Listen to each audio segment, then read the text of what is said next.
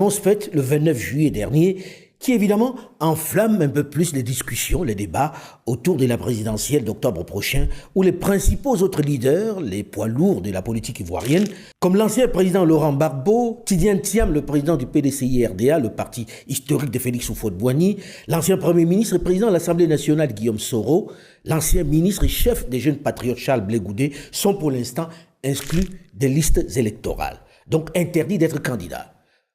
Le 9 août, ils étaient des dizaines de milliers dans les rues d'Abidjan pour protester contre ce quatrième mandat du président Alassane Dramane Ouattara, mais également pour demander que les autres leaders de l'opposition puissent eux aussi se présenter à cette présidentielle. Une manifestation largement suivie dans les rues d'Abidjan qui illustre le climat d'inquiétude et de tension qui prévaut autour de cette échéance d'octobre prochain. Comment expliquer la décision du président de la République de se présenter à nouveau après 3 mandats, lui qui, il y a un peu plus de 5 ans, suppliait les Ivoiriens de le laisser aller se reposer en famille? Pourquoi fait-il ce choix à son âge de prolonger ce qu'il présentait alors comme son supplice? Quelles sont ses chances d'être reconduit par les Ivoiriens? Et puis pourquoi cette impressionnante marche contre cette 4e législature dans les rues d'Abidjan? Est-il dans la légalité en briguant ce nouveau mandat? Peut-on, dans le même temps, espérer que les autres poids lourds de l'opposition ivoirienne vont être réintégrés dans la liste électorale pour une compétition plus ouverte et plus juste? Quel est le poids de l'opposition face à cette réalité? Peut-elle challenger Ado?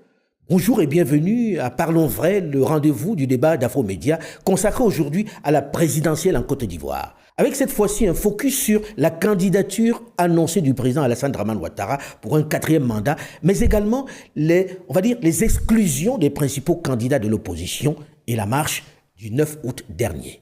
Plusieurs invités sur ce plateau d'Afromédia. D'abord, Mme Geneba Touré-Golezinski, qui est vice-présidente des cadres du RHDP, le RHDP étant la coalition des partis au pouvoir. Mme Touré-Golezinski est également la secrétaire générale de l'Union des femmes du RHDP France en charge de la communication.